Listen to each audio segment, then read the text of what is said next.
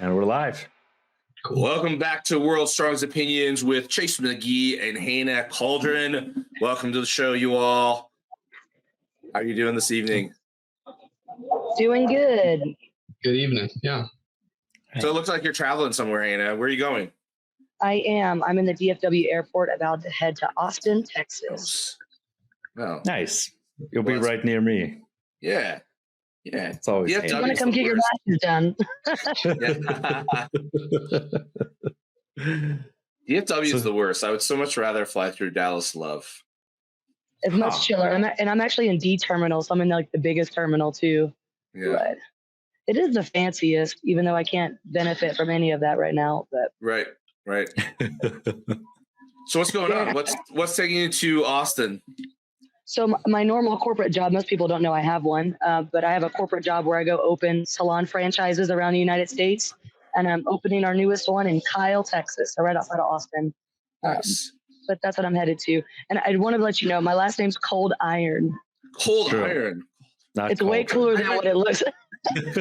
I've been saying that wrong because I met you here in the Denver area because you were here opening one of your franchises, I think. Mm-hmm. I think it was Boulder, Colorado. It was either Boulder or Aurora.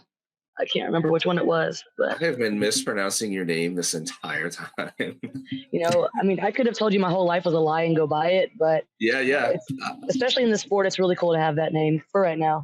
Yeah, for sure. That's like crazy that I mispronounced that this whole time because that is way cooler than what I said. Well, I apologize. That I read at a toddler level. No, not at all. It's funny because anytime I get like a bunch of like new followers on Instagram or something, I have to do like, yes, my last name is Coldiron, spelled like this, not just an Instagram handle. But it's always funny. Yeah. Because I thought when I first saw it, I was like, is that just like a username, a cool like Strongman kind of like nice little like wrestling name or something? But no, it's like, that's a real cool name. I was born that way. Thanks, Dad. Yeah. It's always nice. Get some nice walkout music anytime you do comps. I just want a Stone Cold Steve Austin. I don't know. I think that'd be funny. That actually would be pretty awesome. Because I missed it, but Britain's Strongest Man apparently did like walkout songs that they each chose. That'd be kind of cool. Oh yeah, I didn't get to see it yet. I was working, so I haven't watched any of it. But Instagram kind of gives you all the highlight reels, but not all the good. That's true. I was at a funeral this weekend on Saturday, so I missed it. But I was going to try to watch it later this week. It's hard because like so many different shows are going on these days that it's hard. You have to like pick one because it's like there's something happening every weekend now. I feel like they all happen on one weekend in all different time zones, so it's like it's impossible to get them all. Right. I never watch lives anyway. I just go and watch the reruns. Yeah. And I particularly like when they like Rogue trims it all down into like 5 minutes. They do a really good job. Rogue does an excellent job of editing the Invitational. Yeah, it's phenomenal, actually. Yeah, like it's crazy that they get it out with within an hour of the event ending. You can just watch like everything condensed. Whereas if you're there, it's a whole like 12-hour day and lots of long pauses. But it's also have you ever been to the Rogue Invitational? It's a cool little setup in Texas, like super cool setup. Yeah, I went this past year. It was kind of like weird with the rain and everything. Oh so, I forgot it rained. That perpetually throws off people in Texas. There'll be like rain because I'm used to like Virginia. Rain was not inclement weather, like not something that would ever cancel an event or like change scheduling. Then in Texas all the time, rain cancels things in Texas. Oh yeah, I mean sometimes like if it's just raining real bad, things will be delayed or whatever, or people call out of work. When I worked at Domino's, people would call out of work all the time when it was raining. Hey man, awesome. It'd be like it's flooding. I mean, I know y'all can't handle like the slightest dusting of snow, but rain is, I don't know. I mean, yeah. I don't know if Oklahoma's the same way, but Texas. Some Texans are definitely very not about driving in the rain. We're pretty close. Honestly, like I wish Texans here in Colorado would not drive if they didn't feel comfortable, because they're like a danger on the road. When it snows, they drive like 20 miles slower than everybody else who's already driving too slow, right, for the weather. It's like, I appreciate your caution, but now you're just a bigger danger than the snow to everybody else on the road. Just stay home. You know, take one for the team, stay home. That's strange, because the Texans here, when we get, you know, our snow, which isn't like snow, it's like ice, they drive like 20 miles over the speed limit thinking they're capable. So somewhere along the way, the Texans are confused because y'all's are a little rough, and ours over here still don't care. They're just like, I can go 80 still, it's fine. It's true. Hilarious. All the pickup trucks, they don't. Well, they all have 4-wheel drive, so they don't understand that doesn't help you stop. Right. Yeah. But I got 4 wheels. Yeah. I got 4 wheels. I can move faster than everybody else. Right. I want to move fast. We like to also salt our roads like after the snows and ice is already gone. Oh yeah, after everyone's already driven on it. Yeah, because they only plow or salt things once the roads are good enough that you could drive on them functionally. Oh, yeah. Right. Because they're like, we don't want to. Because Texans don't like to drive on snow and ice. This is what I'm trying to get at. I know, but it's ridiculous that even the plows don't like to drive. Not even the plows want to drive on it. Well, gentlemen, I'm gonna have to jet. They just called my boarding group. Right. So Awesome. Thank you for stopping in. Thank you guys for having me. And apologies again for mispronouncing. Like, that's just like, I need hooked on phonics apparently. No, not at all. It's pretty normal for me. I just wanted to make sure you knew that I had a really cool last name. That's you on do me. have a really cool last name, and I feel really dumb for not recognizing that like 3 years ago. All good. But gentlemen, have a good chat. Chase, if you make fun of me at all, it's going to show in your program. So Sweet. That's a 7, which sound awful. So we're going to find out how masochistic Chase truly is. Let's do it. or me, who knows? Thank you for stopping by, though, and I'm glad we got safe to travels. Of course. Thank you, guys. Bye. Bye. See ya. No, we're back.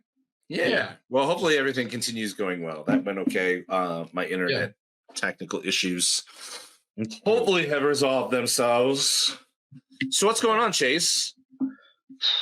Not a whole lot. By not a whole lot, I mean probably a whole lot of strongman, a whole lot of other things in my life, but That's not life. as much of training as the last, I guess, season, you'd say. So, But you were saying before we started recording, though, you've upped or reintroduced your creatine uptake, yeah, which has apparently caused some water retention by the sound. Yeah. I kind of caught the tail end of that conversation. I would a little bit of everything. So my January my December to February is rough with eating habits because I have my daughter's birthday is the early part of December. I have Christmas break, which I'm a teacher, so I get a lot of a break. And we, Christmas, Thanksgiving, all that stuff. And then January, and then my anniversary's in January. My wife's birthday's in February, and then Valentine's Day. So I get in this This sounds like an opportunity to eat a lot of food. Like you're doing, I think you're holidays wrong. Yeah, it's rough. But we've been doing a pretty good job as far as eating because I plan to. I've talked with Hanna. My plan is to cut to the U80s, and so I've been doing a decent job, and I've been losing weight pretty steadily. But up my creatine level just a little bit, or got back on creatine regularly. That was a big thing for me. Being traveling a lot, I just stopped taking any supplement stuff, and then I think I had one cheat day, and it was like I think I had Whataburger. I was like, I want to get some actual good burger in me. And since then, I've been walking around like 5-6 pounds heavier, and I'm like, what happened? But it's just water retention. That's really all that it is. It's just a funny, me logging my weight. So I was like, crap, this looks funny. So yeah, I will say that Whataburger, people talked like it was the most amazing thing when I moved here, and I have not had a good experience at Whataburger. So you got to have Whataburger pre 2018 maybe.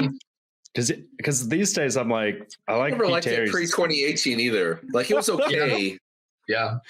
I will say I got a controversial. My Texas buddies are gonna come assassinate me midnight or something.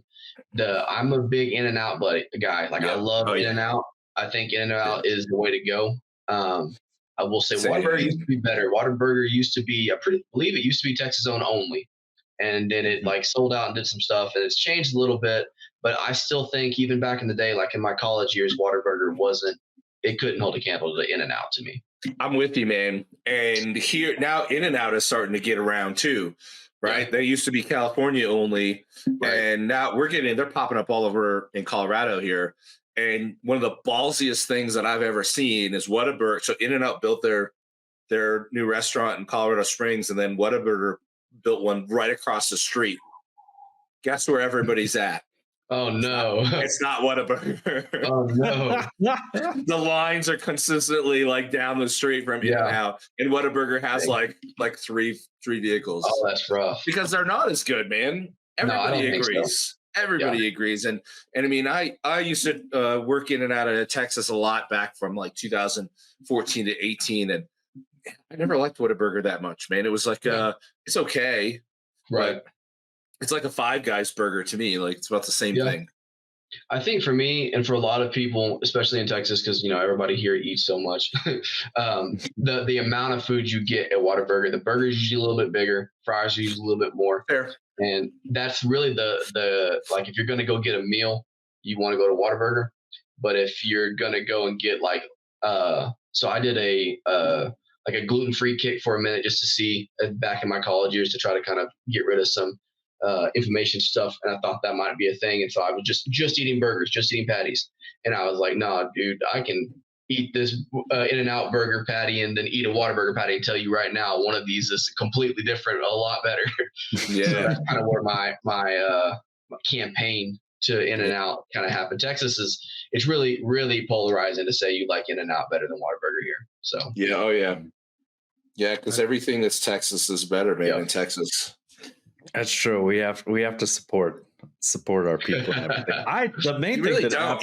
You really don't though. If it sucks, like that's true. Maybe it should be better. You did not support things that suck just because it's in Texas. For sure, yeah. But yeah, P. Terry's is usually my go-to, or Shake Shack if there's one nearby. That's a nice thing. But also, I do not understand how now even fast food is like $20 a meal. So it's not even like fast food is like, unless it's actually fast, it's not cheap. So let's talk about that for a minute, man. I have in the last month, I went through Chipotle and I ordered just like a burrito bowl, and I didn't get anything special. I think it was a steak bowl or something. That's all it was. And they wanted like almost $19 for it. And I was like, what? I was like, for that? It's $19? And the girl's like, yep. And I was like, okay, I don't want it. And I just walked out. Because I'm like, I'm not going to pay you $19 for a freaking burrito bowl for fast. I mean, it's not, Chipotle is really not fast food, right? It's like quick serve, but still, like if you're going to charge me the prices of a freaking restaurant, like you better bring it out, like come and take my order and bring it out to me at least, right? We went through a weird thing with that too, with going through inflation and everything when I had a kid. So all of a sudden it went from being like, oh, this meal for me is like $8 to now I'm paying like $50 every time I go through a drive-thru. I'm like, what happened? Dude, it's nuts. Like I went to Jimmy John's too, just like a couple weeks ago, and they gave me like this, dude. It was like bread with a slice of meat and a slice of cheese in it. It was like it was like supposed to be the Cubano or something like that. And the guy handed it to me, and it was like it weighed like 3 ounces, and it was like, dude, it was like $18 and change. And I was like if I pay, they make you pay before they make your sandwich, right? And I like if it was the same thing as Chipotle, like pay after they make it, I would have walked out there too. But I complained, and they're like, sorry. And I'm like, you gotta be fucking shitting me. Like you just gave me a piece of bread that was like with a slice of meat in it. Yeah. Like it was thin meat, right? Well, it's ridiculous. Hard to, especially without having like prices on items and things like that. Like if you go to a Subway or something, or like Chipotle, like you were saying, and you kind of have a piece together price of what they say the meat costs and everything else, and then all of a sudden you get to the end, you're like, that is not what added up in my head. Yeah, exactly. Well, I mean, also imagine a much bigger sandwich. Yeah, this is even more reason to start like supporting the little mom and pop places, man. Going buying the tamales on the corner, right, for like a couple bucks a piece, or whatever. I mean, there's like a little diner down the road here we went to the other day. It was Dude, it cost us like $30 for two of us. And like, dude, I couldn't eat all the food. Yeah. Truthfully, that's kind of what pushed me.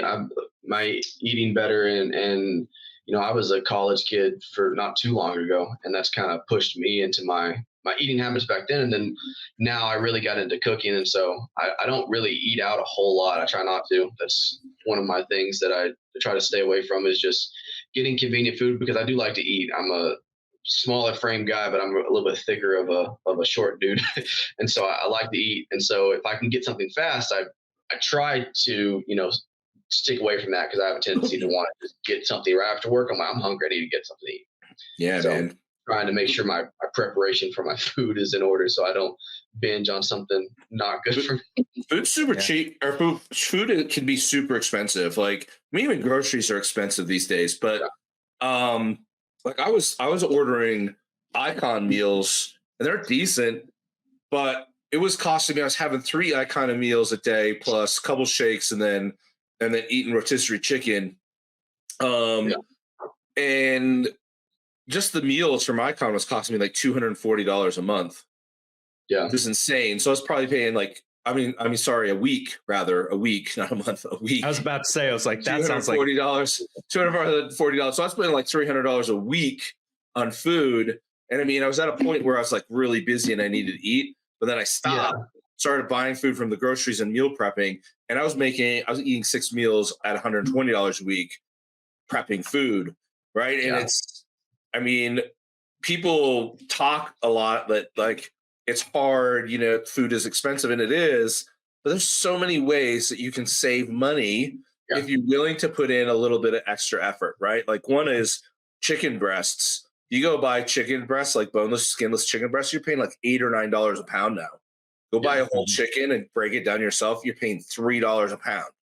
Yep. Yeah. Right? And it's really not that hard. Right. And same with ground beef. Like, if you go straight to like ranch to consumer, you can get ground beef for, I've got it as cheap as $3 in the last year a pound. That's pretty rare, but it's not hard to find it at like $4.50, $5, and in the grocery stores are still you're paying $7, $8 a pound. Right. So I was like, for chicken recently, I started doing like the what is it, Instapot kind of meal prep stuff. Of just throw a bunch of rice in there, some seasoning, olive oil and stuff. But what is it? You can get the big packs of drumsticks. They still have skin and bone and everything, but it's $1.39 a pound, and that's just like so good, because you can like literally for $1.39 you can have 2 big chicken legs with your meal, and like a few cups of rice, and it costs almost nothing. And a part of me, I don't know, the inflation thing, I always feel a little bit like Michael Douglas and Falling Down, of being like, this shouldn't cost this much. If you guys haven't seen it, that reference won't make any sense, but it's a great film. 1993, Michael Douglas. He just is tired of LA and inflation and stuff, and he's complaining about like how a can of Coke should be 50 cents, now it's 76. But as far as inflation, now it's $5. That's true, but except for, what is it? Costco hot dogs still cost the same. Arizona tea is still 99 cents. Why is inflation not impacting the Arizona company? I think Arizona tea here. Go ahead. There's a lot of price gouging too. Let's be honest. Inflation certainly affected us, but used to get like a burrito bowl not very long ago for like $9 or $10, right? Inflation wasn't 80% right? Chipotle's charging $18 now. It was like 8% or 13 or something at the top, right? So depending on the consumer good, I guess eggs went through the roof, but yeah, man, there's some serious price gouging going on, kind of, which brings me back to my other point. Like, all these corporate businesses like the Jimmy John's and the Chipotle's and stuff that are gouging the crap out of people, and mind you, people are willing to pay for it, then clearly the price is matching the demand. But we have a choice too, right? And I think people need to vote with their dollar and go and support like small business, because corporations are just jacking us, man. And the main thing is, like, Jimmy John's, because I worked there briefly, they still just get all their stuff from like Cisco and everything. It's nothing. And that's the weird thing, when you realize half the restaurants in this country all go from either Cisco or Performance Food Group, or there's like a handful of others. And it's like, as someone who used to order from Cisco, you know that a 40-pound box of chicken breasts costs literally like 49 cents a pound or something. And then you're going to sell that meal for like way more. You'll be like, oh, huge discounts for bulk purchasing too. Yeah. The more you buy from Cisco, the cheaper it is. But it's 100%. It's like it's like after 9/11 when they're like, we're doing budget cuts for flying. And like, just right now, things are tough. Even though they made record profits, they realized people would put up with it. So now at this point, they're like, oh, every year they're like slightly worse flying experience seats. I feel like they've been taking off like a centimeter at a time while we don't notice. And you're like, it's just kind of insane that you're like, now everything, they're like, oh yeah, you have to pay for all this stuff. There's no more mid-flight meals. There's like, those haven't existed since I'm like, 11. And that's the weird thing is like, a part of it is, I mean, some people would argue that the past few years has proved it, but a part of it is just this like consistent cultural compliance testing. They test something, and if people push back, it's this idea of, I forget who I was listening to talk about it, is that they'll overstep and then you'll push back against it and they won't go back to the original position. They'll be like, if people finally push back on the prices for like fast food being $20 a meal, they'd be like, oh, we are bad. We'll drop it back down to $16. And you're like, oh, we're saving money. It's like, no, you're still paying double. Yeah. But at the end of the day, like, I think companies just keep making money. Like, it's all record profits. And you're like, I just don't understand. Speaking of people, I mean, again, I mean, the base population doesn't put up any fight or whatever. They just pay, right? And and again, I mean, at the end of the day, that's kind of free market economics, right? If demand supports the price, then you're going to charge it, right? Yeah, because it's like the meme that's like, I could meal prep for $5 a meal, or I could just order DoorDash for $90 a meal. Because you're like, everything's fees, and like now there's tips and tip lines for everything. Of like, what is it? Going to the I went to a concert a while back to see Illenium, and there's a self-service thing. It's just pizza slices and boxes and drinks. You scan everything yourself, and there's a tip there. And you're like, it defaults to 15%. And I'm like, who's this going to? Like, because the crazy thing is, I got a drink for Andy, a bottle of water for myself, and a slice of pizza. It came out to like $18, which it shouldn't have. And then they wanted a tip, and I was like, who's this? Like, you couldn't see anyone working or anything. You're like, that's wild. That's the main thing. Like, yeah. Sorry, we're going like on a whole tangent here, but like the whole tip thing pisses me off so much. Like, there's places now, their tips start at 22% and go up from there, right? You can choose other and give them less, but they started at 22%. Like, that's great. Like all you did was like put my food in a bowl and then take my money, and you want 22% like. And the part that bothers me, I'm like, at this point, a bunch of companies near us have started doing like an added gratuity of like movie house and eatery in some of the theaters. It's just an automatic 18%. Because a part of me also, I was talking to a friend about it recently when I got a tattoo of like, tipping culture is so confusing and frustrating because essentially people who tip fine are just subsidizing the people that don't tip. And it's like, rather than making us all pay 22%, you could just make things just a little bit more expensive.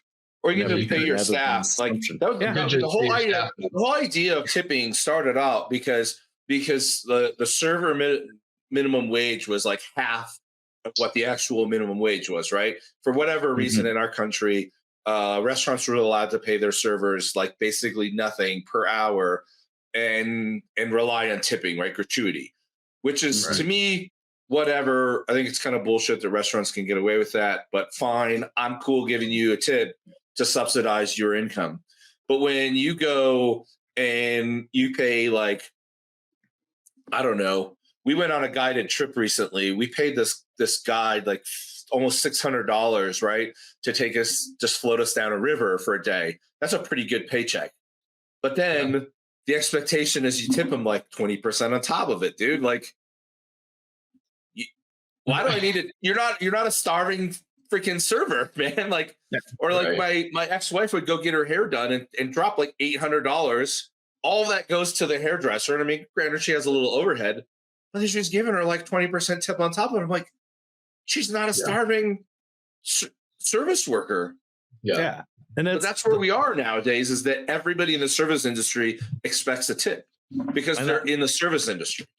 Yeah. And that's the main thing. I've just like, the nice thing is the artist I was talking to, I was like, rather than tell me the price, be like, just charge me what your time is. I don't want to have to calculate a tip. Just be like, here's what it is. Because also it puts you in this awkward state that you're like, did they undercharge me? Are they expecting? It's like, just charge me what it's worth. Because like, especially restaurants, why it bothers me is things have gone up 80% and you're still not paying your staff that. You're like, where's all that money going? If like, why am I having to pay 80% more and then pay 22% more? It's like, why couldn't you just take some of that 100% price increase and just pay your staff more?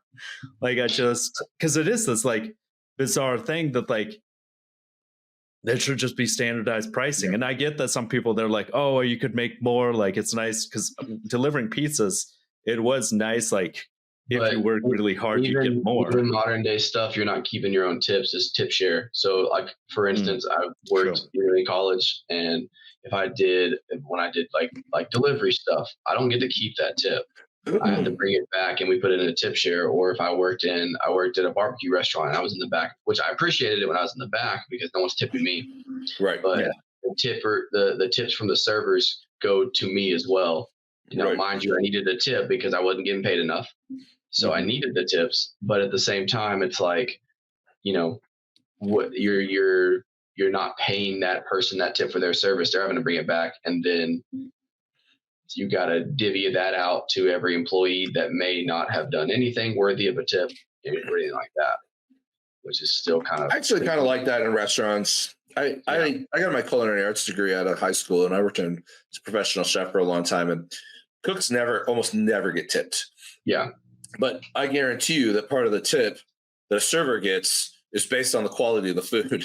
Yeah. Mm-hmm. Right. For sure. And so I always thought it was kind of stupid that the cooks didn't get any. Granted, they did make more money per hour. So there is that. Yeah. But yeah, it was always nice when I worked in an open restaurant that people, like some guests, would come by and just drop a 20 off to me or something. Yeah. It was pretty special. And that's always nice and everything, but it's like, I don't know. It's always because the whole thing, it started like during like prohibition and stuff of just like paying people under the table and everything. You're like, well, that was the nice thing about the whole tips. Thing. Back in the 80s and 90s and before, right? It's like you can get away without claiming your tips. Because that's also what throws things off. Because if you're going to tax it, just pay it like a normal income then. Because it's not, there's no like actual benefit of that. I guess like, I mean, when I delivered pizzas, it's like, yeah, I mean, I'll claim like $1 per cash run and stuff like, but it just confuses things. And at the end of the day, it's this bizarre thing. Like you said, people are willing to pay for it. So they just charge what people will pay for, because at the end of the day, like you have people paying absurd amounts for things that just aren't worth it. Like recently, I shared it in our group chat of like, what it is, Balenciaga, the luxury brand. They put out this DIY line that they're just metal shirts with the logo on them in like what looks like whiteout. It just looks like your average metal shirt. $825 for a shirt. The hoodie version's $1,800. The denim jackets, $2,000. You're like, what are these prices? Like, who's buying this stuff? And they said, actually, most rich people don't buy those brands. So it is just like the middle class and like people just like, no one knows the actual like price of anything and stuff. Like, so it's just this bizarre, like prices don't actually mean anything. And you're like, well, they do. Be nice if they did. To some of us, should. Yeah. Yeah. What is they should mean something to people. But I mean, I don't know what it is. If people don't care, it's some laziness, right? Because convenience is nice, and people are willing to pay for convenience. A lot of people are. A lot of people don't know anything different. I mean, my entire ex-in-law family, none of the men know how to change a freaking tire, man, and so they would pay somebody to do that. And I'm like, I grew up in a different environment. And, not everybody is as well-rounded or as I don't know. I think that's actually pretty privileged to grow up in an environment where you learn to use your hands and do things yourself and rely and be self-reliant. But yeah, not everybody has that privilege. Yeah, as it is hard of like depending on like where you grew up and everything. I forgot briefly. I like the Hunter S. Thompson quote that was like, "Everyone knows the price of everything, but no one knows the value of nothing."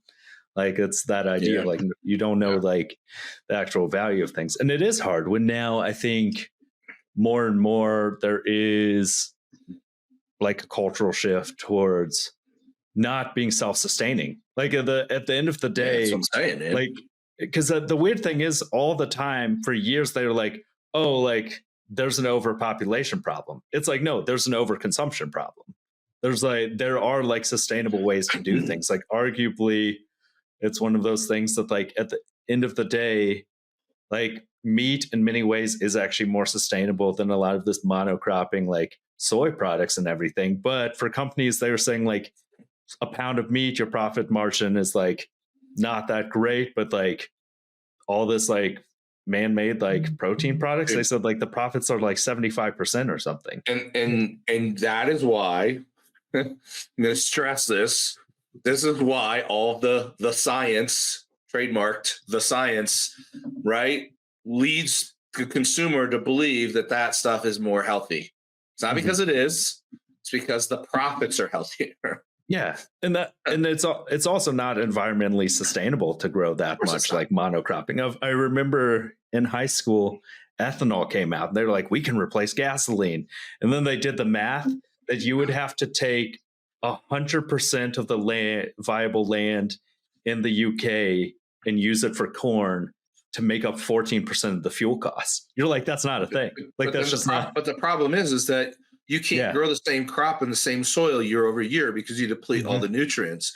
Then you're dumping like chemicals into the ground, trying to grow artificially supplement like the corn, right? There's a reason why the US government supplemented the ethanol industry. Yeah. Which is not because it was profitable or efficient, right? Because the government never supplements things that are profitable or efficient. It's because there was somebody's hands were in somebody else's pockets.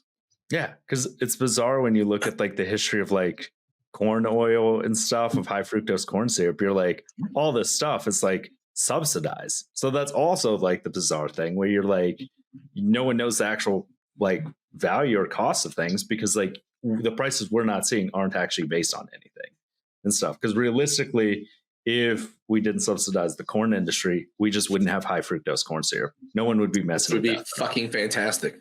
That's true. But it's the same thing as like they're not going to get rid of all these things. Because in reality, we do, if people lived a bit more sustainably, there's room for like the population's already plateauing. Some people say it will start declining in the next few decades. Like, but if people just consumed responsibly. But I think it's this funny thing that I watched a video a while back that was like recycling just came from the fossil fuel industry and stuff, because they're like, oh, plastic bags, like plastic, you can just recycle it and stuff. When in reality, it's reduce, reuse, recycle. And now we've just skipped to the recycle thing. And single stream recycling is not efficient or environmentally helpful. Like half our stuff in Colorado, other countries. I don't know what the law is. I need to research this a bit more. I don't know, but there's been this big thing over the last several months here in Colorado. They're abandoning plastic bags. Some stores, they're not even available anymore. So it started out there was an incentive to buy reusable grocery bags, right? Stop using plastic. Everybody's charging for plastic now where it used to be free, but some stores like Safeways don't even have it anymore. Walmart doesn't have plastic anymore. So you just don't even have that option. And I think it's tied to some, I'm not very educated on it. I should be, but I think it's tied to some new law that's coming out in Colorado. I don't know when it takes effect, but I think they may have made it illegal or something along those lines. They've de-incentivized the use of plastic bags in some regard.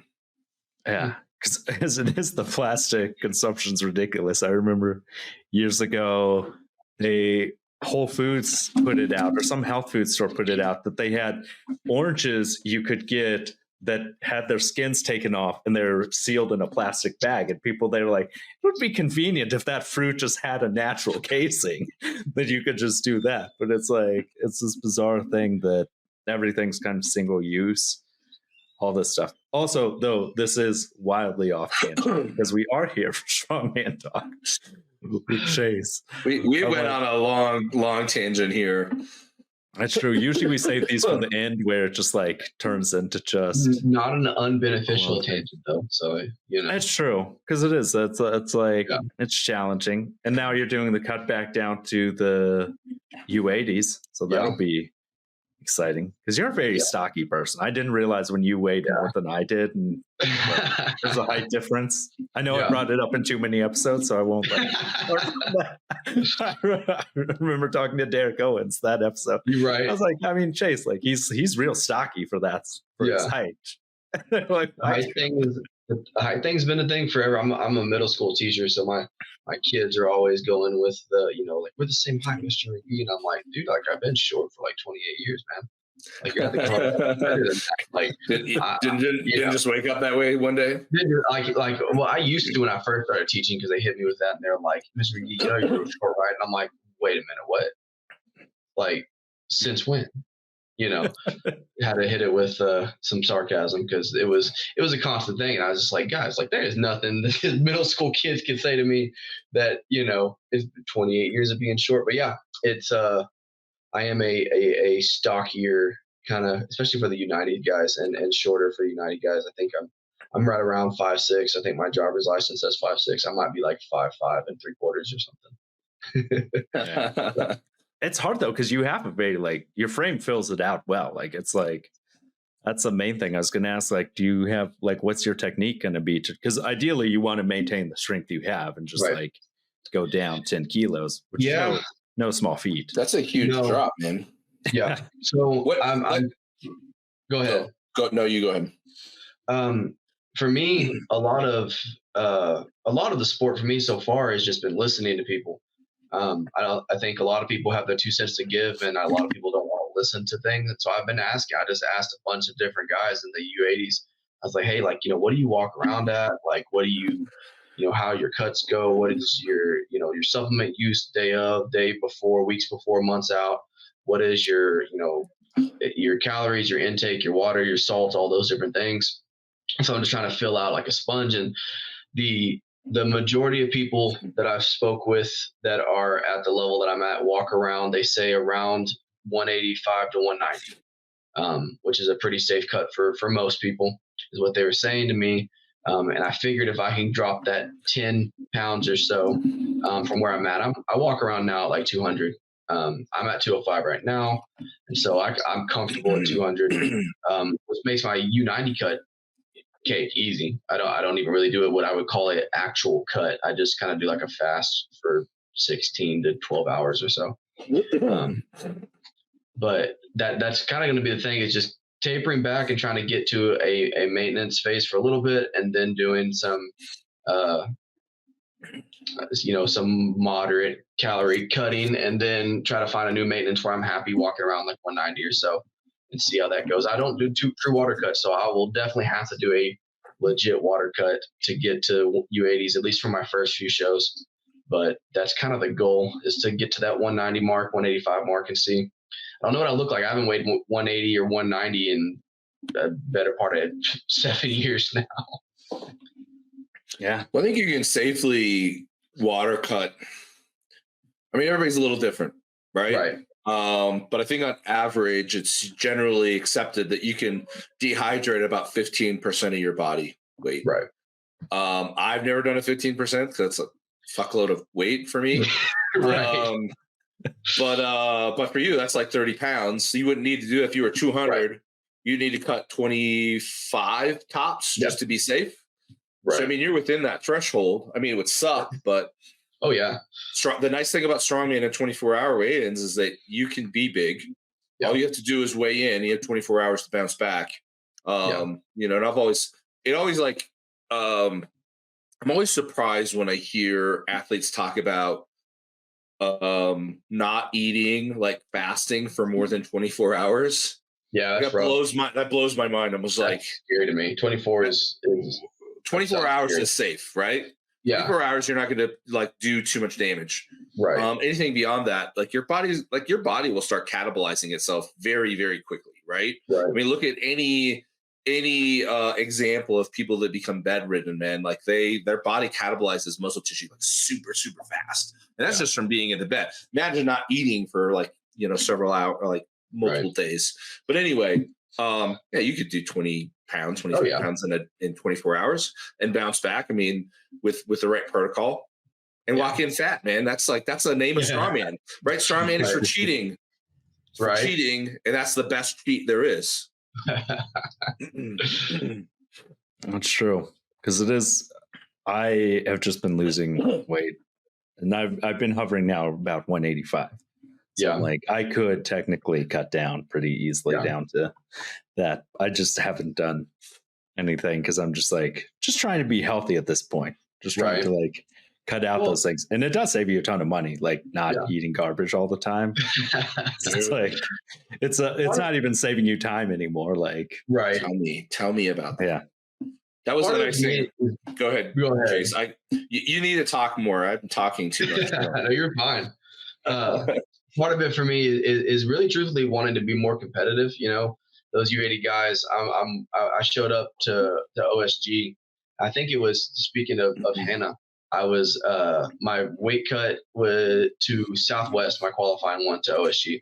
I weighed in. Hanna was already in the truck getting her IVs. I was talking to Jared, her boyfriend, the owner of Depth, and he was like, "Hey man, you need to cut." And I'm like, "What do you mean?" He's like, "Because Nick was there, Derek was there, and I think Tommy might have been there too." And he was like, "These are the monsters that you're competing against." He's like, "And nothing against you, but like, look at them." And I'm comparatively smaller than those guys as stature and just build and everything. And I was like, I'll be okay. And then he told me whenever I did qualify and made it to Worlds and I did okay. And he was like, you deserve to be here, but think about how much more competitive you can be down. And so that was where I was like, I had to talk with my wife and like, how serious is this going to be? Do we really want to do this weight thing? Are we going to come back again in a year or so? And we both were like, we really want to be competitive. And so that's where the whole U80 cut came from. So, Jared is kind of the catalyst to that, of the dude who finally pushed me to be like, you know what, I'm going to eat right. I'm going to stop freaking drinking so many old fashions and get my crap together. So that makes sense. Alternatively, because I'm a big fan of going up instead of going down. Right. Alternatively, you could just get stronger. You are not wrong. But the thing for me is I don't know what that looks like, and that is something I've thought about. But a 5'6" guy at 231. How long have you been in strongman, Chase? We've competed. My first show was one you and me competed at 2020, in the Ronnie. 2020 class. That's the Ronnie. So you're going on. You'll be 4 years in July ish, right? Yep. The way to get better, right, is to compete against the guys like Derek Owens and Tommy Lavelle's. And I mean, granted, he's a U80, but that's how you get better. You have to go and put yourself into those positions. You have to lose to win, right? That's how you get better. It's going against guys that are way better than you. See, I'm like total opposite. Like, go and challenge yourself. Go lose a few times. Get pissed off enough. Right. That you're going to go out and beat Derek Owens. Right. That's the mindset. That's not unrealistic, but it's not unrealistic. That's the mindset. Right. Right. For sure. No. And that's kind of the thing for me too, is, I spent, my career, I have a pretty long pedigree in strength sports. So I'm 28. I've been doing strength sports, powerlifting specifically for 15 years. So I have a very consistent long time frame of strength sports, and strongman was supposed to be a hobby. I did really well. Obviously powerlifting, there's so many federations, so many different stuff. So I got bored. I was like, strongman is going to be a hobby. I'm going to change it up. And try out, something new and different. And at the time, I didn't know anything about weight class athletes. And I was just like, all these people in strongman are huge. So it's going to be really hard for me because I'm a short guy with short arms, and stones are going to suck, and deadlift's going to suck, deadlift conventional, and all these different things are going to be hard. And I'm like, and this is going to be fun because it's going to be a challenge. You know, my little arms with bench press was easy. My little legs with squat was easy. And so I got into it as a challenge, and then I showed up, got my ass kicked at the Ronnie. I competed against you, and because they combined weight class that day. And so it was you, and then oh gosh, I forget his name. Dan Hughes and Justin Lloyd. You just won freaking World Strongest Man. Like, it was all these people, and I was just like, holy shit. And so I look back now and going like that, I got my ass handed to me. It's great. And so the next one, I competed at a local show that was much more, I guess, diverse with the weight classes. And I ended up winning. And I was like, shit, this is okay, cool. I had a good time. I had fun. And then that's when I instantly know, like, this isn't a hobby anymore. Like, I'm gonna do this. I like this a lot. And so, you know, I agree with you a lot, especially with the athletes that I train. They're very nervous to compete. And I'm like, dude, you get to go in there and just get your ass kicked a little bit, understand what it's like. Sure. Because yeah, and also see what you're made out of. There's something like, for me with OSG, and I talked about this with a buddy the other day. There's something about going in knowing you can't win. Mm-hmm. And that sucks. And that's a sucky mindset to say with me at OSG, but I wasn't winning this year. And so it was very much internal. How do I want to perform? How do I want to do? What do I want to see out of my performance? And I'm not pushing to what typically for me is a podium.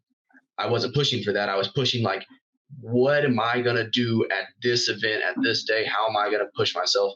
And it was very reflective. It was awesome. Yeah, man. And that's okay too, right? Going in knowing that you're not going to win. You don't need to have that. How do I want to say this? Like, it's great when you've prepped and you've had a great prep. You should go in with the mindset of you're going to win. Right. But it's also okay to go and just throw your hat in the ring, going against people you know that are better than you, and just going out and do it. Like, the mindset then is do your best. Right. Don't quit, do your best, right? Go and struggle and learn from the people around you and get better. Walk away right with the incentive to get stronger and better. Because if you compete against people that you can beat all the time, this is like my number one argument against like this career novice class that has emerged over the last few years, right? Is that when you go and compete against people that you are going to beat every time, you're never going to get better. You're always going to be a novice. Right. Like, you're not going to get stronger. Right. You have no incentive to, right? And this goes across like all industries too. Like, when you go to the little town that has like 2 like greasy spoon shitty restaurants that never get better, right? Because nobody's come in and challenged them to get better, right? Sure. They're never going to get better. So you have to like challenge yourself. You have to surround yourself by people that are better than you. I mean, not just for the incentive, but to learn. Like, I mean, it's the same with intelligence, right? Surround yourself with people that are smarter than you, right? So that you can learn and be better. Yeah, it's true. No, I can see that. Yeah, no, and I agree, and that was a big thing. Like I said, throwing your hat in the ring with people that are stronger than you. I think throwing your hat in the ring of OSG is a cool ring to be in, just to be involved. It takes balls to do that too, man. Like, well, and even the U80s, like, I have no grand illusions of those guys just being like not pushovers. Like Chris Harper, the guy who won this year, set records for the U80s that are higher than the U90s. He set the U90 records. With some of the things with some of the circus dumbbells and with the overhead press and stuff like that. So they're strong freaking athletes. It's more of just for me, it's a personal thing as well. So, looking like I do strongman instead of just look like the big dudes who do strongman, like the pros. Like, I look like I don't have abs. I walk around looking kind of like I'm fluffy, which I appreciate being and feeling strong, but also it's a health thing for me too. I want to look a little bit more trim. I want to feel like I'm doing a little bit better for myself. And I think that frame for me is a little bit lower. And I notice, some of my cardio gains going back up when I start losing a little bit of weight. And that's something that's a big problem for me. I'm a very static lifter. I got a really good overhead press. I got a pretty decent deadlift now. I used to not. And my squat's really good. If they ever decide to squat, this is a shout out to any U90 guy. If they ever try to put squat in a strongman event at a big time show, I got it. But my moving events are at this weight a little bit slower than I'd like them to be. And so part of that is also why I want to get kind of a little bit more in shape at a little bit, maybe lesser weight. That makes sense. Get leaner and then build back up. Because that's also like the thing that I think is a little bit sometimes can be weird about like the career class is that idea of like just staying within cutting distance of this thing to inhibit your strength of like, I don't know. But I do agree with you there, Darren. Like just getting stronger would be, that's appealing because it's also like, gaining the strength, eating correctly and getting stronger in a healthy way is really enticing. I just I don't know what it looks like. I don't know what it is strongman. You're right. True. That's true. The name of the game is to get stronger. To be the strongest. Right. So I was like, the nice thing, I will say very much a shout out to like, I'm glad that your very first show, for one, you didn't do novice, and two, you went against Dan Hughes, Justin Loy, and Darren, which is huge. That's what drives me insane is when you have people, they'll be like, oh, this is my first strongman show. And you're like, oh, like, are you familiar with it and everything? They're like, oh, I've done powerlifting for like 13 years. And you're like, wait, you're doing this as a novice? And you've been doing like, because it is. I've seen novice shows where you had guys who were competing in the 220 novice class who had 600 some pound deadlifts. You're like, you shouldn't be doing triple bodyweight anything. Yeah. But I'm a huge fan though. I mean, Derek Jackson was also, I think that was his first show at the Ronnie Coleman too. If I remember correctly. Dude, I'm like a huge fan of people doing that. Like just throwing your hat in the ring in a big like plat. Was that a plat plus or it was like something like that? It was like it was one of the higher level shows. I'm pretty sure it was a plat plus. Dude, that's the way to do it. Just go throw your hat in the ring, get your ass kicked, right? Get familiar with the camaraderie, the way the show goes, and like walk away with an incentive to get better. Like, I mean, if you walk away defeated after that, strongman's probably not the right sport for you. Right. True. And clearly it is for you because you're still here. Right. No issues losing, man. I do enjoy that grind. I really dislike losing. It pushes me forward. Don't really care for winning as much as I hate losing. Just like that's always the best. Yeah, and it's not like I don't have no problem with it. Like obviously there's a time and a place, and I like what it brings. The results of losing to me is really the enjoyable part, kind of like we're talking about. Yeah, and I get the lean thing because that makes sense of like you were saying, if you can cut down to a lower body fat percentage, because that's also Darren always says like it's much easier to do water cuts if you're a lot of that weight's muscle, because that's the main 100%. Thing that I was thinking about for your case. It's like if you are 15% body fat or more, that's an extra 5% of your body weight that's not going to be maneuvered by water cut. So that makes sense of like you can cut that. And it is one of those things that's challenging, like as a natural athlete, of trying to like navigate those whole territories and stuff. Because I'm like, but that's definitely something that's very true as someone who has carried a lot of fluff and done water cuts before. It's just miserable because you just don't have the weight that you should be of like, and you're just going to black out and like do awfully. But being natty, dude, you can do so much in strongman natty. There's like some really great, there's some great exceptional examples of natty. I really believe Phil Pfister was natural. He won World's Strongest Man in 2005 or 6. Definitely very natty. You look like Mike Cogden, the Slice, dude, totally natty. Has done extraordinarily well in the U105s. Oh crap, dude! Why can't I say his name? His name's like on the tip of my tongue. And I can't spit it out. God damn it! I like Chloe Brennan. She's natural. Dude, there's so many people I can think of. I might have to Google. I might have to look them up on to remember the names on the spot. But dude, there's so many people that have done extraordinarily well in strongman and have gotten extremely strong Natty. Like No. there's this like this sort of assumption that everybody needs to do like a shitload of steroids to do well in strongman. And granted, like the guys that, I mean, some of the guys that have won like Americas and worlds like over and over are on like a ton of gear, right? Right. But I mean, Phil Pfister is a good example, man. Yeah. Yeah. And I think that's the main thing of like, I think you oftentimes see people who are on gear just to offset their awful training habits and stuff. Because like, I think, because so many people will do wild things. Brief side tangent about the wild things. Jesus Oliveras, who is a natural or drug tested athlete, squatting 1,047 pounds 12 days out. That's the craziest thing. Wow. Either he squatted it earlier and this is just mind games for his competitors, or that's the most insane thing I've ever heard of. Dude, I want to see what he does on game day, because like you see this time and time again in strongman. People will go and like lift just like 98% to 100% or whatever, like a couple weeks out from competition. They peak early and then they crash and burn at the show. And it's like this guy's 1,000-pound squatter. I have no business questioning him. Clearly, he's done very well in competition. But like the first thing that comes to my mind is like, how the hell is he squatting like near maximal weight, like 12 days out? Like, save it for the fucking platform, bro.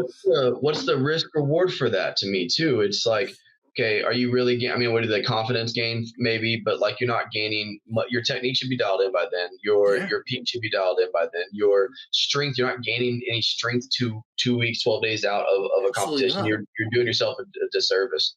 And 100%. To me, that's something that I see a lot of people do in strongman. And I mean, I said I'm a nobody. I don't have any place to tell people that. But I'm still it's tried and true. It's tried and true. Like fitness programming, man, exercise programming, like athletic programming 101. Like he should be tapering right now. You're just risking injury. Like you're risking way too much. Risk way too much. Because that's the main thing is like people always talk about like, because it is very much like a bell curve of like how hard things get. Of like, of course, if your max squat is 225, you can actually probably go to 100% very regularly because that's not taxing your frame that much. But once you get to 1,000 pounds, like for one, he trusts his spotters a lot because half the time it looks like the guys spotting him are like the size of U90 athletes. And I'm like, what are these spotters going to do if something goes wrong with 475 kilos? Also, it was a 5 kilo PR, which was insane. Of like, because that's just the way he's built, of like just an astoundingly like huge frame. Because I would never like it. That's one thing that about those large guys that's always amazing is to have their squat be like 100, 150 pounds more than their deadlift. I'm like, that's crazy because it makes sense for equip lifting, but my squat's always been like 100 pounds legging on my deadlift. Really? See, or more, maybe even more. Yeah. Right now, I bet my squat. Yeah, my squat's legging about 100 pounds. Yeah. Yeah. My squat's always been a good 100 pounds or so more. My deadlift. Maybe it's that build because it's like proportionately you have the same proportions as like Jesus does. That like real like those short legs. Yeah, because the way Jesus is built is he looks like one of the dwarves from like Warhammer. Just that real stocky, just like built out look that you're like. He's just a very tall dwarf. Yeah. But and then also I think like that's the balance of like I just finished up the second part of the podcast with Mark McGovern talking to Rhiannon Lovelace about it. And she was like, so many athletes talk about like it being one or the other. Also, rest in peace. That was super sad that he passed away recently because he did a lot for a natural strongman and just like strongman in general. Like if you go to the Irish Strength channel, the amount of passion that guy had, like it was amazing. But like he was talking about that, if like it's not an either or and stuff. It's not like you're either competitive as a natural athlete against natural people or competitive like you have to do that. And that's something too that like I kind of wanted to say, like semi as a natural athlete is very much so that no one gives a shit, and including myself. Like and I do get I get on soapboxes when people start to dog natural athletes, because the natural dude at the gym bro at Planet Fitness is like, yeah, bro, I'm natty. But the natural athletes who are athletes, we don't usually just go around boasting our natty card like it's some big deal. Like, no, we know that no one gives a shit. Like we don't give a shit for the most part. The ones who are, who are legit in this, like you're saying, like your Chloe Brennan's, your Kyle Scott, like these people, they're top of the game because they're strong, and so it's not a thing that I have a chip on a shoulder. It's never like a better than or anything like that. It is, to me, I'm 28 and I don't have a need for anything right now. Whenever, if I do some blood work testing and something comes up to where my T levels start to go down or things like that, then I'll talk when I get to there. But for the most part, is no one gives a shit. You just be strong, right? Nobody gives a shit that you're strong either. Like that's the irony. That's the entire irony of being a strength athlete. Is like everybody's like, oh look, I just pulled 800 pounds, and like nobody gives a fuck. No one gives a fuck. No one cares. There's a very select niche of people that are you do this for yourself, man. And yeah, at the end of the day, nobody really gives a shit. Like nobody that matters gives a shit, right? Your family doesn't even understand any of it, right? No. The ladies, the only people that care, like if you're jacked, there's some other dudes at the fucking gym, right? Right. Like nobody gives a shit. Right. At the end of the day, and that's the truth about like the whole natty card thing is like people need to like remind them that like, nobody gives a shit. Right. Really, they don't. Nobody gives a shit who's doing what.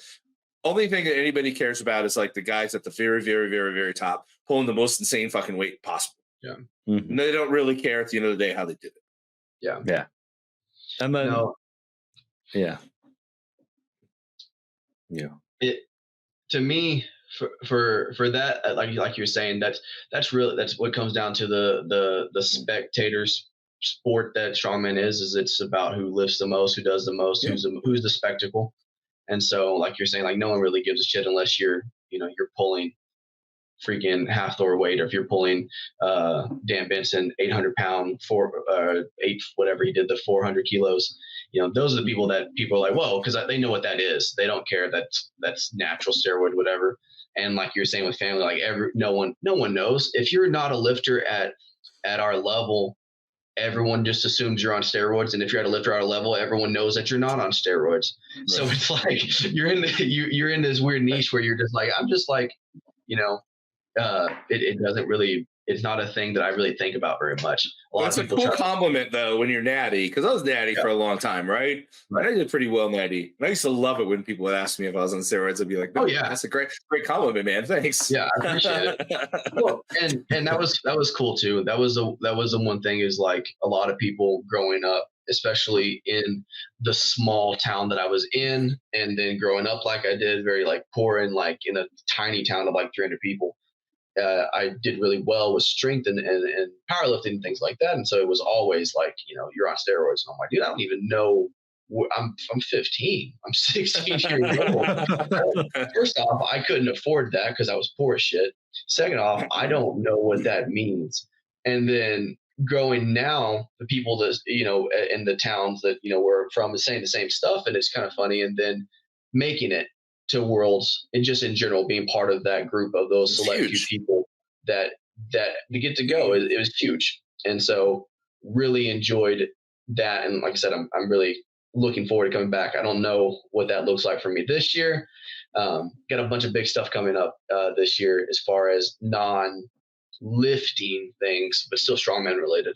So yeah, because that is one of the things I wanted to ask you about on this. Like you and our good friend Frank starting a gym hopefully in the foreseeable future, Pariah Iron. Yes, sir. That is well on the way. We have almost all of the logistical aspects of it. We're just waiting on the proper time, proper funds, things like that, doing a good part of trying to raise our funds up so we're not taking out so many loans, and looking, talking to people that we have that are going to be awesome, like generous donators, and getting things set up with a space and what we want to do, because we don't want to do anything half-assed. We're in this really cool gap in Texas where there is a awesome gym in Dallas, Battle X Barbell. There's a pretty awesome gym in Austin, Big Tex, And on 35, that road that goes from Austin to Dallas, there's not really much of anything. There you have Waco has underground or something like that. And I have buddies that live there, but they're kind of all tucked in. Mm-hmm. And so having something that could bridge that gap. So when there's people that are wanting to train strongman and then that are not wanting to train, at a Crunch Fitness or at a Orange Theory or at a Anytime or things like that, they have a place to go. That's something, that has class of a caliber that for strength athletes, CrossFit, even powerlifting, and having equipment that can handle legit lifters instead of having to go to your commercial gym type thing. And there's a gap here. And so we're wanting to bring something to that. Hopefully we are looking to do it November to October timeframe, October, November, sorry. And we actually found a place that is a little bit like pushing our timeline up a smidge. So we may be trying to go around June, July, maybe August timeframe. And so just depending on how things go, we're really pumped about it. We both have a really big passion for it. Frank is a mastermind when it comes to marketing, as we can tell with, our World's Strongest Opinion tags and the things that he's doing with y'all's page and everything. So he has a really awesome passion. I'm really glad to have somebody that kind of fills my weaknesses, because I'm really passionate about the lifting side and the gym side, but marketing is something that I've never been, big with. I'm learning now, obviously trying to make myself marketable, but he's really good with it. And so he knows stuff.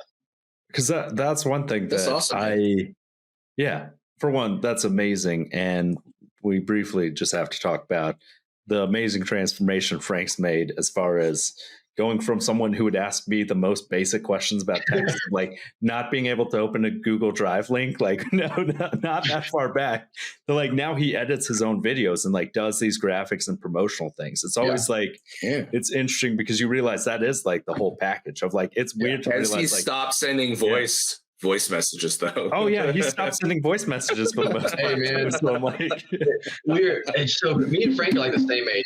I thought for some reason, just based off of the voice messages, I guess, and just the comments, that he was older than me by a little bit. And I'm 28, and he's like 31, so we're like the same age. But we're both the same age. Our text back and forth, our voice chats like crazy. So we're just old, I guess, old souls. I don't know.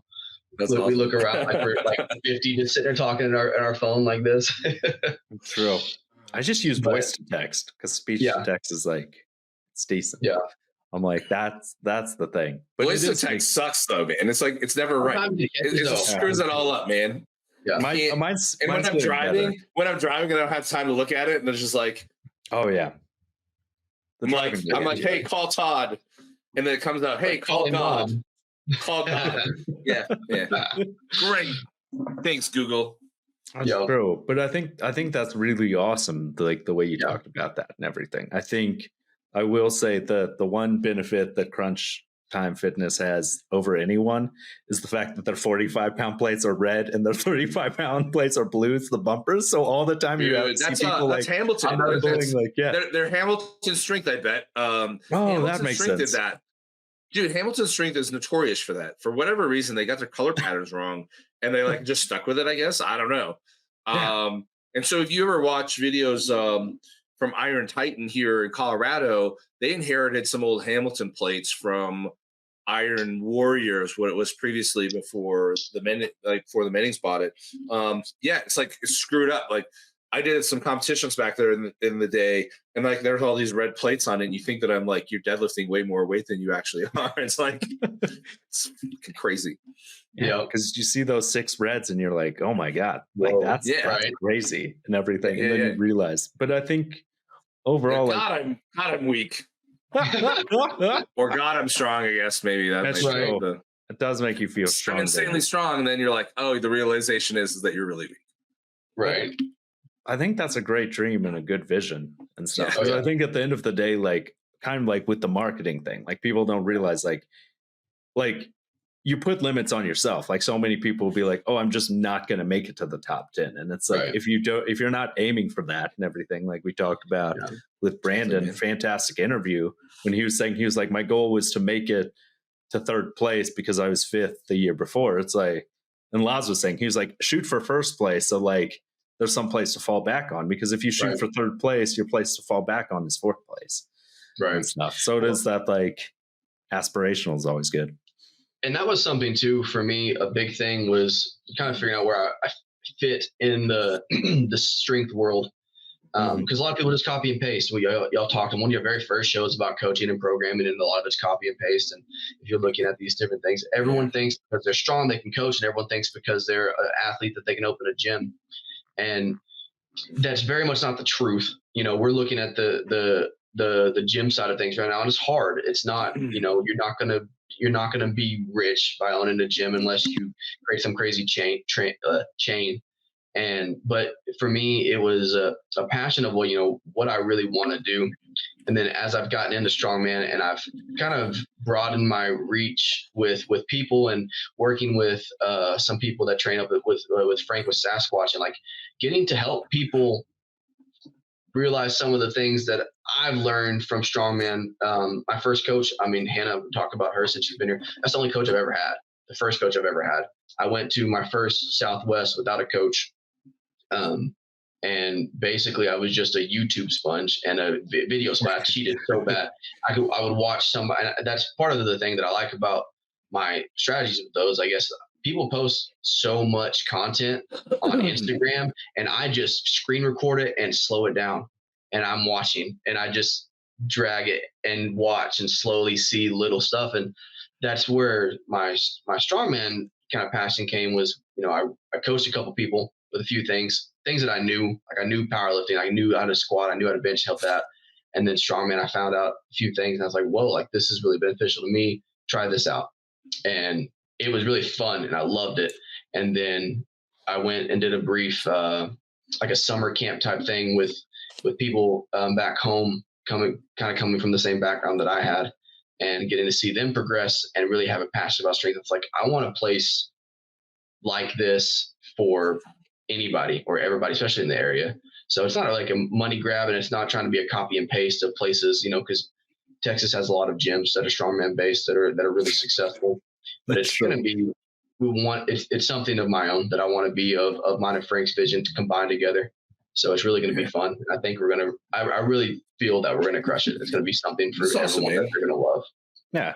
And I like the fact that, for one, you've hit on a lot of points that like Darren loves and everything, of like, see where you can get without a coach and stuff. Cause I think, and I've made this exact same mistake and stuff of like not like getting a coach too early on, and you don't realize you have a bad coach until you've had a good coach, because like it's one of those things where I realized like it's kind of a warning sign when like there are a ton of coaches who literally all their programming is, you'll see all their athletes do basically the same thing throughout the week, and their training is just, here's a YouTube short of this thing, here's a reel of someone else doing the lift. I'm like, I could have looked up a reel of how to do clean and jerk. Like, yeah, I think a lot of coaching these days, and I'm not like pointing any fingers at anybody. There's some really great fucking coaches in the strongman community, and the powerlifting community. But and it's awesome. But coaching can be very predatory, and I think a lot of that comes from these individuals that go do their first novice show, and they're like, oh, I can coach anybody, right?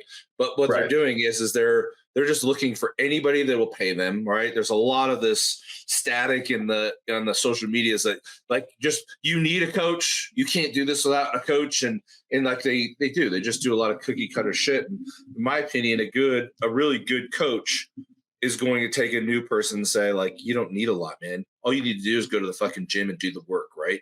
Because and we see this like a lot now too in social media.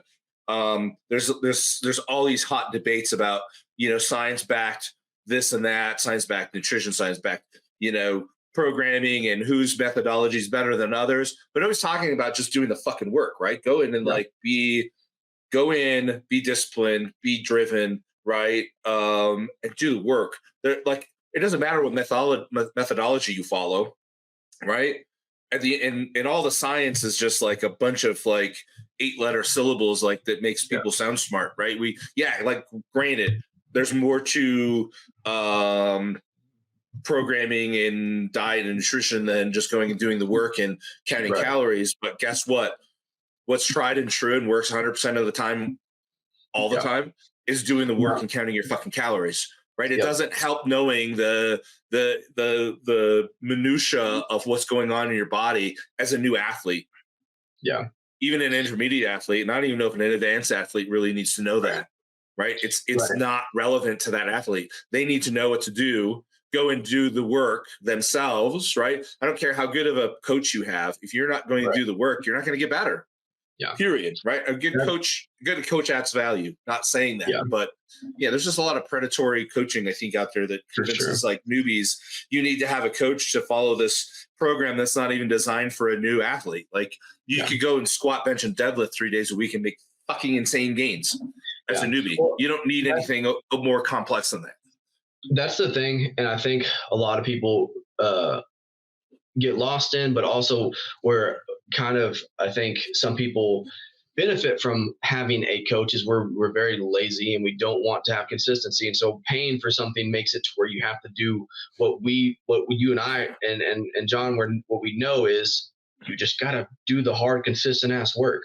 If you just show up to the gym, no one likes the boring shit. No one likes sitting here and doing the same progressive overload and repeating the cycle and doing that. That's how you get strong. That's how you get, that's how you get muscle gain. That's how you get hypertrophy. Yeah. It's boring as shit. And that's the thing is like, you only have a 12 to 10 week cycle of event training where this is kind of interesting and it's only fun for about 6 weeks. And after about 6 weeks, it starts to fucking suck. It's like, this shit hurts. Like I'm in pain. And so, but not many people want that. And so they go to a coach and they pay some money and they think that there's going to be something grand and spectacular. And like I said, talking about shopping around for coaches, I got really lucky. Hanna's been awesome. She's super catering to my specific, like I had a back injury right after, I don't know, 2021 or 2, something like that. I tore the erectors in my back, and my training and programming has been completely specific to that. My warm-ups, my stuff has been really specific, really, personalized. And so I think I lucked out, thankfully. Sure. So it's been really cool to see, but I agree 100% is a lot of people don't know what a good coach is if they don't have one. Luckily, thankfully, I know how to program at least a decent amount because of my powerlifting career, that I was like, I knew that this wasn't just basic cookie cutter shit whenever I got my program. I was like, okay, like this is, there's some different, I'm getting some technique. I'm getting some feedback that's, no feedback's great if I'm doing a lift and then waiting 36 hours, 4 days later. And now I'm like, okay, cool. I'm not in this anymore. I'm getting good feedback pretty regularly, pretty quickly about technique and things like that. And so, and that's what you should be paying for. Yeah. Because so many times, like, the crazy thing is, because I've had that experience with bad coaches and stuff of like, you don't hear till 4 days later and they're like, oh, here's a video of it done right. And it's like, do you know who watched a video of it done right the past 4 days? I've seen it. I've seen exactly. Yeah. I've watched me messing up. And I think the main thing also, I think that's the issue with a lot of the whole science back thing, is it scares people and it makes it seem way more complicated than it is. Because at the end of the day, like Darren said, the best thing of like, while starting strength gets a lot of things wrong, a lot of those like just 5x5 programs or 5-3-1, like those things for a basic person, like, because that's the main thing that I realized, like, and I did it too. And you see some people at the beginning that they're like, what's the best exercise I can do for my chest or whatever? What's this, like, what'll optimize this? And it's like, no, just bench, just master the basic movement. Just go on and do it. Bench, squat, squat, bench, deadlift, man. Yeah, that's like seriously one of the best things that newbies can do. They don't need to do a bunch of accessories. They don't even have the experience to have weaknesses yet. Why do they need freaking accessories, right? I mean, when I'm saying newbie, I'm saying like very new lifting, right. But which there's a lot of those people now that are going out and hiring coaches, and because they don't know any better, because the information that's out in the social media and in the world right now is saying you need to have a coach. And I mean, maybe some people will benefit from it. I don't know, but I think they would also benefit from just going like, I'm a big advocate. I tell everybody, like, don't just listen to me. Go do your own research, man. I'm some fucking gym bro. Like, why would you trust me? Go do some damn research and understand what you're supposed to do. Like, there's a plethora of data and information out on the internet for everybody to learn. and can steer newbies the right direction. Right when you become an elite athlete, yeah, it starts becoming important to get like having alternative perspectives and having a sounding board and a good coach that's going to help you, work through those weaknesses and those injuries and programming to help you peak appropriately for your shows. But as a new athlete, like, dude, just go do the fucking work. Go to the gym and just lift. Yep. Yeah, you're going to be fine. Like, because you can't just like experiment and learn things. And like, also, it's one of those things I like to do my own research. But Darren, you are vindicated that ever since the Tommy Lavelle episode, I've been doing the BPC 157 just in the gut, and it's so much easier than in my knee. Like and it's the same. It's I feel like it's the same level of effectiveness. I'm still surprised even with the IGF whatever it was. Even with that short half-life, like, yeah, you can't force your body to consume or to store or anything, nutrients or body fat, muscle, anything where you want it to go. Like it's like, even like with creatine, you're taking creatine, you can't force it to store it all in your fucking biceps. Like it's going to do it systematically and put it wherever the fuck it wants. Right. And like, there's all this, like, I don't know. It's I could go on a whole tangent right now about the fitness supplement industry. I just I think it's so much more complicated than so much more. Yeah. Well, I think it's probably less specific than what the mainstream likes to portray, right? The mainstream likes to portray that you can target specific muscle. You can with exercise, right? Isolation exercise, but with like supplementation and you can't force your body to burn belly fat. Like it's going to burn fat where the fuck it wants. Yeah. Right. And there's things like that the fitness industry in general just brainwashes and just sends like half truths and misinformation across the board to convince people that you need like all of these supplements and everything for blah blah reason. And and it's so researched and blah, and yeah, the research probably says like BCAAs are really important, right? But the half truth is that you get probably 3 times your freaking needs just eating your freaking regular diet every day. Well, taking more isn't going to do anything but line somebody's pockets. Your body does it. Things that often make sense, like for the BCA argument, things that often would make sense, your body doesn't treat it that way. So, you got, everyone knows that your protein breaks down to into your amino acids, right? And so they're like, oh, well, if I just took amino acids, it'd be easier. And your body's like, oh, no, you give me free energy. I don't even need to build this into protein for new protein. I'm just going to use this for energy. It's like, and so the big thing, I forget when it was, maybe in the 90s or in the early 2000s, like cholesterol. And then they did the studies like, eating cholesterol doesn't actually correlate to blood cholesterol. Like it's not the same. Your body breaks that down and puts it, like you were saying, in the spots that it does. There's so much more that goes into it than it just like, oh, I eat high cholesterol foods. I eat egg yolks. And it's like, oh, we're going to have high cholesterol. It's like, no, not even correlated. Not even at all. Not even correlated. And yeah, you're right. And this idea that you can supplement your protein intake with more BCAAs is silly because like if you can't not eat protein and just eat fucking BCAAs, like it fucking doesn't work that way, man. Right. For sure. Sorry, total tangent. No, for sure. But another good tangent. I don't think we've had a bad tangent tonight. Yeah, true. I could go on and on about the fitness supplement industry and half truths. Yes, as it is. I think Andy had a good quote when we were doing our road trip to Houston, and it kind of like works with the supplement thing of like, because people all be like, "Here's the hack. Here's the fast track. Like here's everybody wants that. Like here's the secret way to do it, or like, and it's like if that was effective, everyone would do it. That would just be the main way and stuff. Like there's no hack. There's no hack, and more isn't always better, man. Like you can't super saturate your body with creatine and expect it not to convert the fucking excess to creatinine and piss it out. Like it doesn't, like there's no, like I get it, it's a cheap supplement and fucking who cares, but what's the point? Right. What's the point of like super saturation when your body's just going to piss it out? And you can't, again, you can't force your body to store it where you want it to. It's gonna store more explosive. Because like, Right, what is and your body's gonna switch fucking energy systems when it fucking wants to, not when you do. That's Like true. you don't have any control over that. Your body doesn't consume all of its creatine stores just because. Like your body never runs out of creatine. Yeah, but people like to do like the supplements and stuff. Like when Bang Energy came out, they had super creatine in it, beta Super alanine, and all that creatine. stuff. It's like, You're like, know, what does that mean? how there's an old It's like being YouTube straight, but super straight. I've seen the old. It's like one of the first YouTube videos of all time with Power Thirst.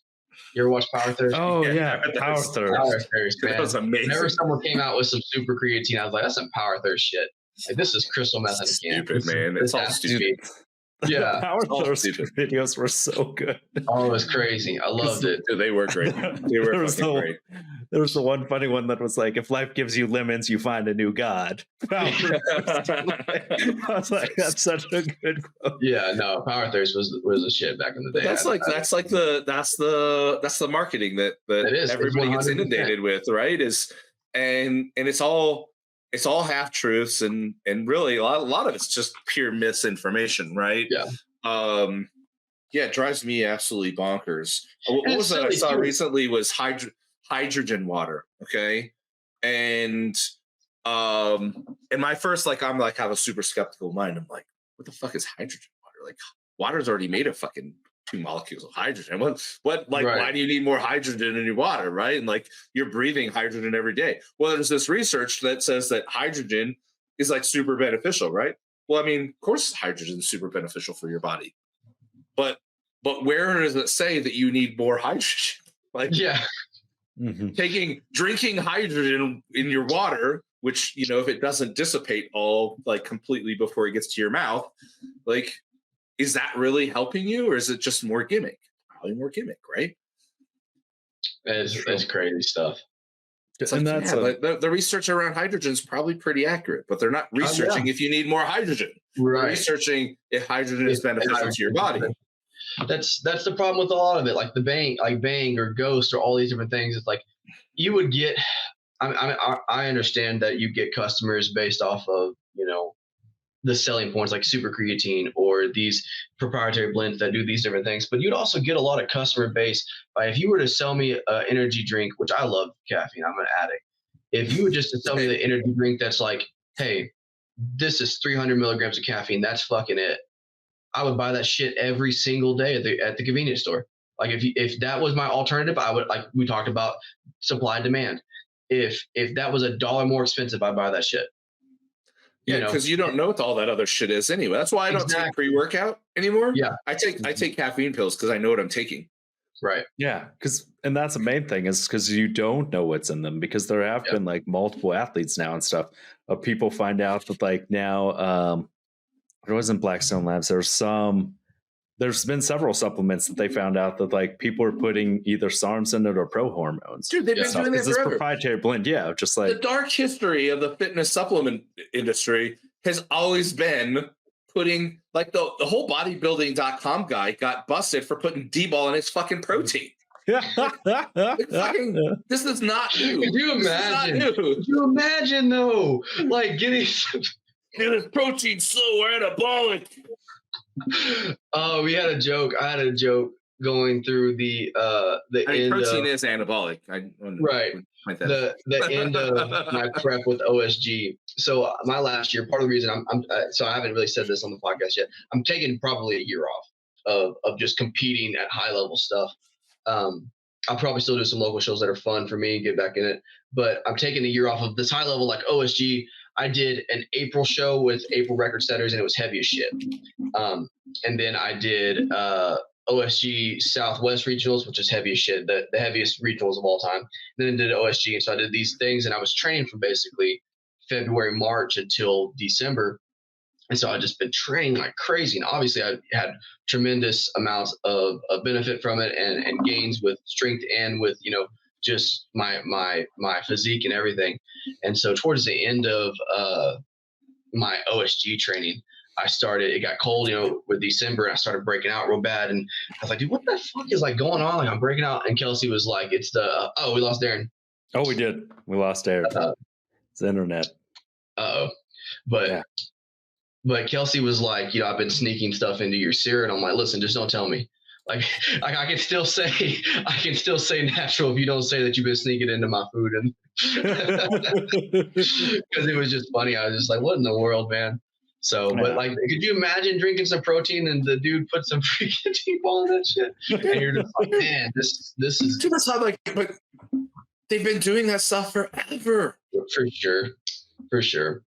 And that's the main thing. And also the word I was looking for was the thing that the quote is, if the shortcut was that much better, it would just be the way. Stuff. Yeah. Like, because that's the main thing. I think this idea oftentimes, and kind of like we've talked about it 1,000 times, is this idea of athletes and people like Chris Hemsworth and other athletes being like, train like me to look like me. It's like, and then you look at the workout and half of it's body weight exercises and it's never going above 50%. And like all these things, you're like, wait, you're telling me Chris Hemsworth looks like that by just doing dips and bench? Train like me to look like me. Train like me. That's the main thing. It's like people need just like down to earth fitness things. Like you were saying with the gym of like just having, because also the main thing is because people do it all the time. Then with businesses, they'll be like, I'll start a gym and I'll just be a millionaire. And it's like the reality of the fact of the matter is like Untamed Fitness, Alan Thrall's gym is famous now, but the reason it started out is he had $60,000 saved up from the military, and he lost all that money over the first 3 years and stuff. Geez. Like you have to have some sort of savings and stuff, because there isn't some like magic thing of like you open the gym and literally everyone's just suddenly like, yeah, I'll go to this new gym I've never heard of. Like you'll have your friends. Well, and that too is most gyms don't thrive and don't survive on membership alone. Right. They thrive on classes, man. That's where the money's at. Yeah. You have to have classes. I mean, otherwise you're not going to make any money. You got to get people in that are going to pay a larger sum of money to come in regularly to be led through class time exercise. Membership alone, like, I mean, $50, $60 a month, because you need so many people coming through the door to make ends meet. Just like, that's why so many, I mean, there's some places, some gyms around the country that do okay on membership if their overhead is low. But those metropolitan areas, you can't afford the overhead on membership alone. Yeah. And that's the main thing too, is that a good thing that you brought up about the group classes is really that's what a lot of new people should be doing if they want to like have something more than just basic training and stuff. It's just like good group classes or something. Oh, and that's I don't always agree with every opinion about CrossFit and Strongman, but that is a good benefit that CrossFit has. Is their stuff, they're newbies. They're going through these together classes. They're getting in time real training and they have accountability. They're doing the boring bullshit every day with these workouts. They're doing these classes, and it's a big deal. It's why they're successful. And two, dude, I mean, CrossFit took Strongman and made it profitable. I mean, and that's the main thing, is it shows that that's what people, and that's the main thing that people need to realize is for the longest time, people are like, CrossFit gyms are more expensive. Some of them are like $150 to $200. Oh, dude, they're $200 a month. But you'll have people paying that for coaches who are literally just copying and pasting and just putting in YouTube URLs into their like PDFs or whatever. Most of those gyms just do WODs, man. Yeah, because it is the door that day.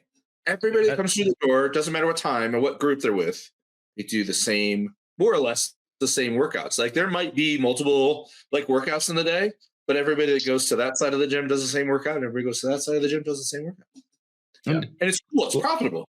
Yeah. And it's the nice thing too is it introduces people to a wide variety of sports that then they can do specificity. Because they said, what is it with the rise of CrossFit?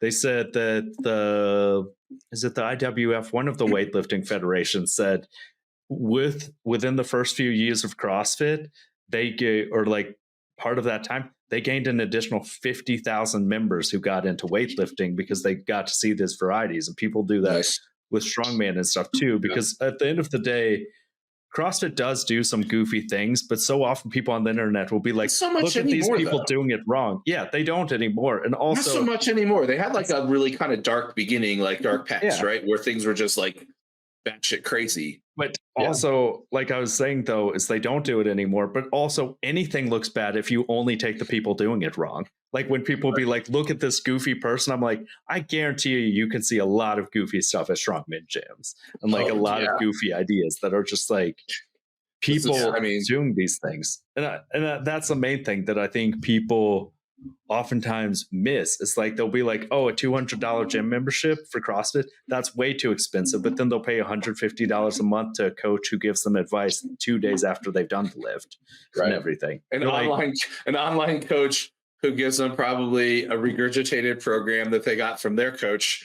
Because that so many of them, they're like, train like me. And I'm like, you don't have the same leverages. You don't have the same like energy and stuff. And that's the main thing, is like a part of it, you do need that like specificity and training and stuff. Because at the end of the day, everyone's built differently. Of like, Darren has super long legs.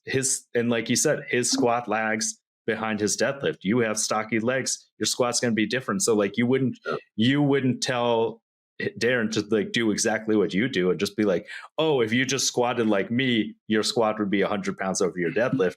If that were the case, Darren would call you right after this call and be like, tell me your secrets, Chase. Right. Put 100 pounds on this. And I think that's the main thing people realize, is like none of it's like a linear path and stuff. That's why you see like every strongman athlete specifically, because it's such a diverse set of events that we do.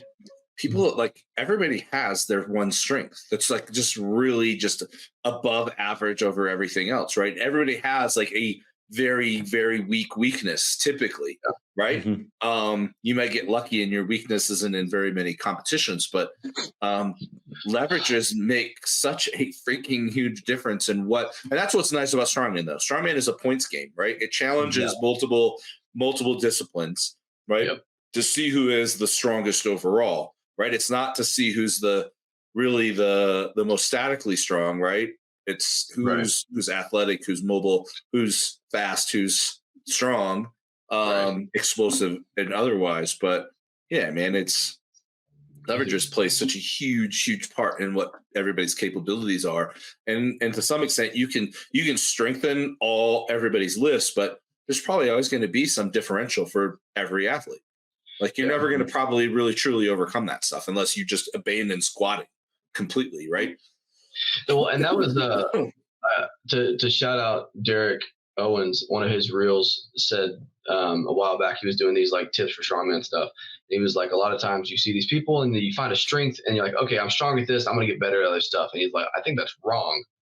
Like dive into that strength. Like you're gonna have like so what do you do by bringing by like, let's say, okay, my overhead press is my best, right? And you brought up, I cringed with you saying your weaknesses hopefully doesn't show up a lot. Like my weakness is deadlift, so it's at every show, multiple times. Sometimes it shows, multiple iterations. Sometimes it shows, and it's just like fuck.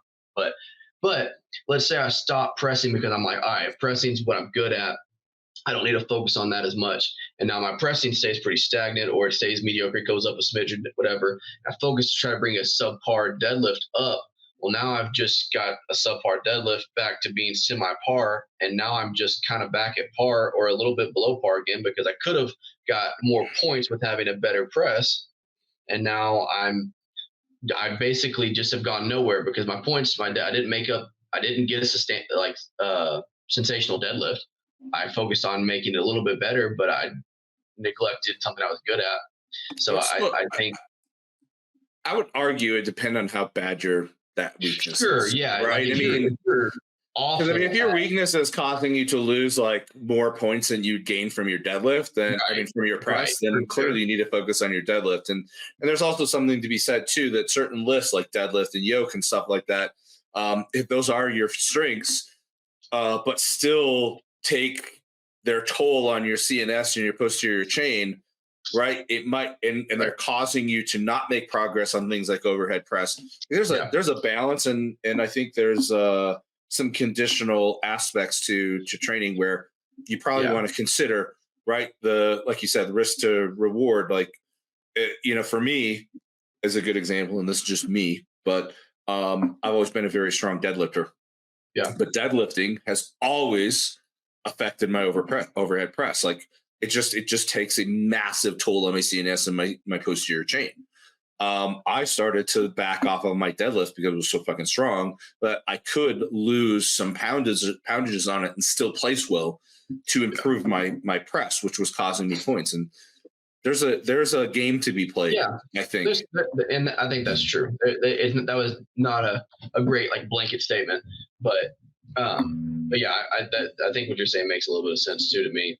Yeah, especially if you're losing drastic points on something because it's a weakness, you should probably try to get that at least back up to where you're not losing places. And there's a lot of people that I've seen over the years that like they were just always just short on points. Like they're insanely strong in everything but deadlift. And the deadlift has kept them from becoming a pro or, winning the big, a big show over and over and over and over and over again. Yeah. And we do have some really wonderful examples of people who are not good at pressing, who just do really well. Of a friend, Luke Davis, pretends pressing doesn't exist, doesn't include it in his things. Same thing with Mark with deadliest lift, and Dan didn't do well on the pressing thing and did well overall. So it's kind of like, you can too. Yeah, you can. Because that's the main thing. Yeah, in the right it's one field, of those things. Because that's the main thing is like, you can still do somewhat decently, but these guys have like, if your deadlift's behind everyone else, that's losing a ton of points. Whereas like some people who are even mediocre pressers will still be in the middle or whatever. So it's Luke's like, press isn't that he exaggerates. Oh yeah, he jokes. Yeah, that terrible. No, his press is good. To me, deadlift has always been a big issue for me, and being bad at deadlifts, because so much of strongman in general is a hinge. Like a press is a press, right? But a sandbag pick or a stone or there's so much of strongman that is geared around a hinge. So if you have a bad deadlift, you're probably not going to be great at strongman, and that's just a really shitty thing to have to. I mean, it depends on what the events. We have so many freaking events, right? Yes. But a hinge is so much of strongman. And so, having a piss poor press at certain things I think you can make up for with a better hinge movements.